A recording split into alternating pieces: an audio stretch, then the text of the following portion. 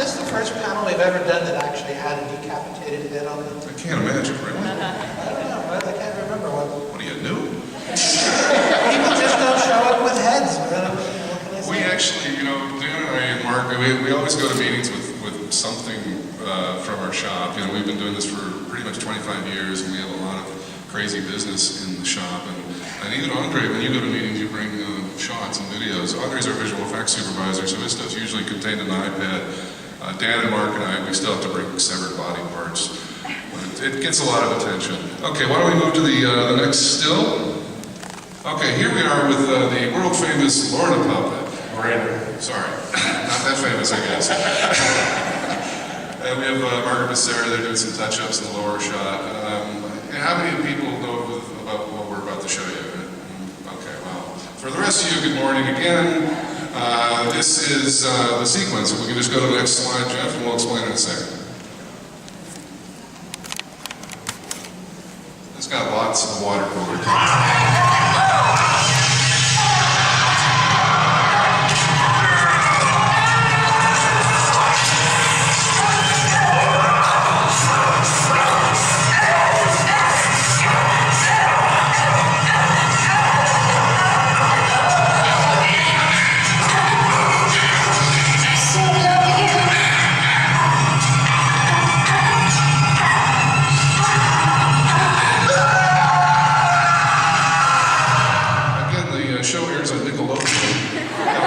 So this actually started with this neck break here. We do a lot of these in-shop tests. You're going to see more of them. So this is a head that we actually have of one of our employees, Sam Paul, and that we use these little visual effects tricks to help sweeten it. Notice, how's that feel? So that little blink right before it happens really sells it. So when we do actually create these in-shop tests, we can help sell where the visual effects might assist. Didn't you actually come up with that idea like much earlier, using actually actors or something? Yeah, actually that effect, when we did it on Sam at the shop, it was designed for season 2. In the book, when Gabe is raping Sookie in the Fellowship of the Sun basement, Godfrey comes up behind and does a violent neck break, and we were pitching to use a technique like that for that scene. They opted not to do it that season, but to our surprise, script 3 came up, season 3, and that effect was in there. So I'd like to think that our test helped prompt the writers to do that actual effect. It actually helps us quite a bit to be creative with the producers and the directors with these little tests. So you're going to see a lot of these tests in the next few minutes of us really setting up these sequences in the shop with us. Actually, are there any Masters Effects folk out there that have been starring in our things? There we go. Hey, right on. All right, so we traumatized. Yeah, exactly. That's also kind of early. So we use everybody in the shop as much as possible to flesh these ideas out, and then Andre will composite the gags together. Because a lot of the stuff we'll do requires a little bit of prosthetic effects, a little bit of digital effects, and we combine them together. We integrate them together, which hopefully is an exciting effect. Why don't we go to the next? Okay, so this is continuing with Lorena. You keep running them and they'll keep watching them. And people keep coming in. For anybody who's coming in, this is not the Twilight Channel, this is the True Blood Channel. Yes, you probably will see naughty stuff. I love you. You would know love and kick you in the face. So, True Blood is a television show. And mindful of schedule and budget, sometimes we do things like this, where it's a bit of a reuse of some of the gags. This is actually using the dummy puppet for another bit.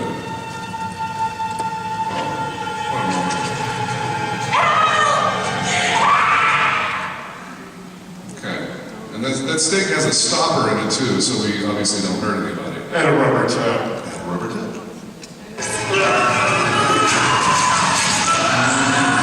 It's kind of like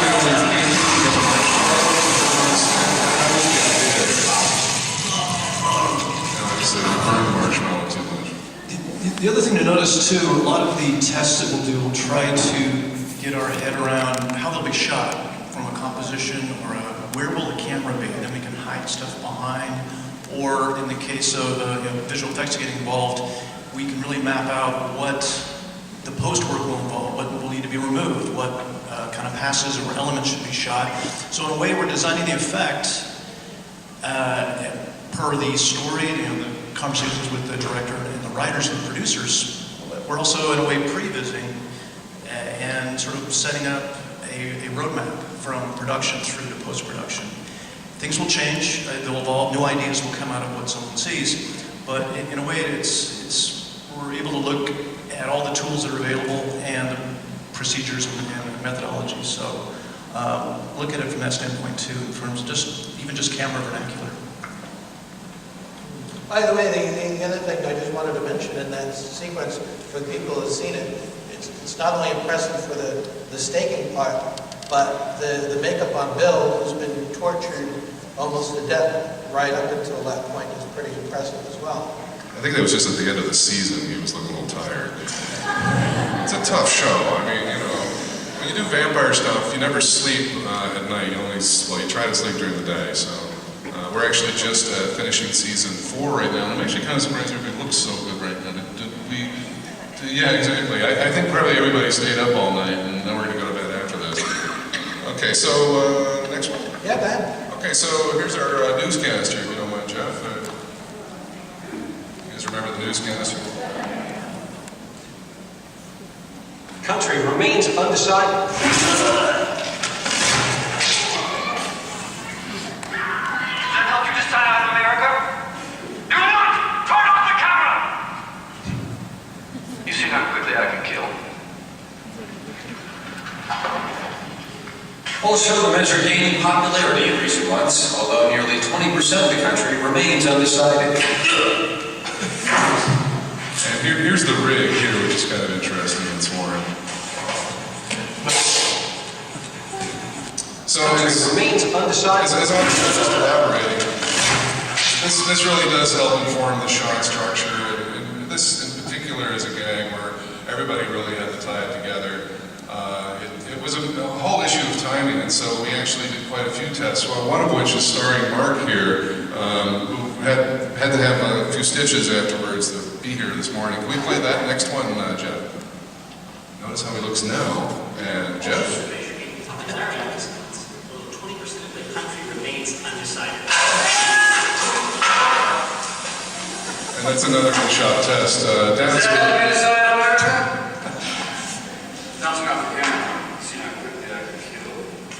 as you might be able to tell, the cast of this show is just a dream team, and they're all so willing to make it work. And so here's Dennis coming into our shop to rehearse and to rip Mark's spine out. And I think that really shows not only the quality of performers we get to work with, the quality of the team, but it also really helps the gags come together. They really care about this stuff, and that in particular was one that was down to the second timing, and so it was really important that everybody got together early. How do you decide who in the shop winds up getting drafted for these things? Is it just somebody who happens to be in the wrong place at the wrong time? Or you go like, I'll do it, and then... So the newbies always get suckered into it. Yeah, we see who comes in late. And Well, actually, the reality of it is we try to pick people that, one thing, are available and don't have a deadline, and the other thing, that have a similar body type or hairstyle to the performer that we're actually doubling. So we try to get it as accurate as possible. We also look for people who can sell it, who can Yeah, perform. good acting, and to work at our shop, you have to be able to act too. So keep that in mind, Nick. actually, I wish Louis was here. Louis, you'll see in a few tests coming up, Louis actually turned into quite the actor. I mean, he's done some stuff on some of our tests that, and fantastic lighting where he shoots these with. Some of these tests actually turn out maybe even better than some of the stuff in the final shot. Not on True Blood, but on other movies that aren't so good. Do you ever do these things? Do you do things on spec maybe, so that if you come up with a great idea, you might actually do this so that you can bring it into the producers and pitch them an idea? Or because this is weekly television, do you not have the luxury of... We actually do that a lot. We, as Audrey was saying, to help pre-visualize this, good morning, to help kind of work out ideas, you know, we don't want to be another rubber shop, and we don't want to be another visual effects shop. We're filmmakers, and we just happen to have all these crazy skills with us, and that really helps for filmmakers, for directors to come in and talk to us about shots rather than, you know, the type of silicone we're going to use. And so we've had a number of occasions where we'll be in meetings and directors will say, well, I want to do this shot, but I don't know how to do it.